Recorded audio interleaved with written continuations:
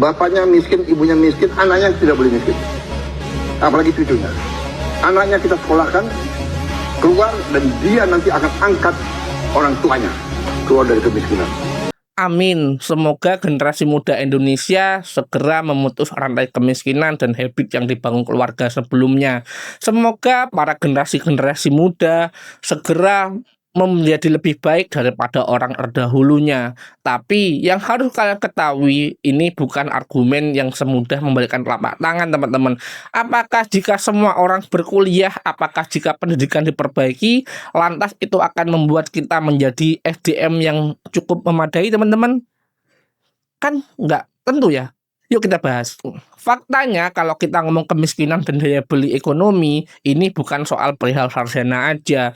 Ini bukan perihal pendidikan aja. Tapi yang harus kalian ketahui, saat ini sendiri ada sekitar 1 juta sarjana menganggur, teman-teman. Ya, per tahun 2025 ada 1 juta sarjana menganggur di Indonesia. Dari total 7,28 juta sarjana Indonesia, teman-teman.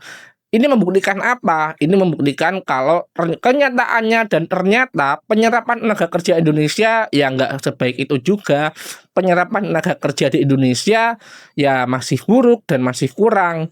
Semuanya kuliah, semuanya berpendidikan, tapi kalau lapangan kerjanya nggak ada, ya terus dapat income dari mana, Pak? Kalau kita ngomong SDM yang bagus, kalau kita ngomong inovasi dan teknologi, ini bukan soal pendidikan aja. Ini ada pengaruhnya soal habit, teman-teman. Soal budaya dan habit kebiasaan dari suatu golongan atau suatu perkumpulan kelas sosial, teman-teman.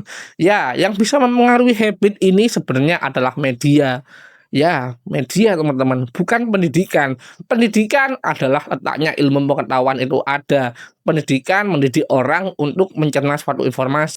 Tapi sebenarnya yang sangat fundamental adalah soal informasi itu sendiri, teman-teman. Ya, informasi mempengaruhi manusia menentukan pola pikirnya. Informasi yang aku bilang di sini yang nggak lain nggak bukan adalah media, teman-teman. Influencer, YouTuber, TikToker, dan beberapa para public figure lainnya. Tugas mereka cukup berat karena mereka menginfluen banyak orang. Karena banyak orang menyontoh orang-orang yang populer, teman-teman. Karena orang-orang yang populer ini akan menjadi landasan habit yang baru dan cara berpikir baru, teman-teman.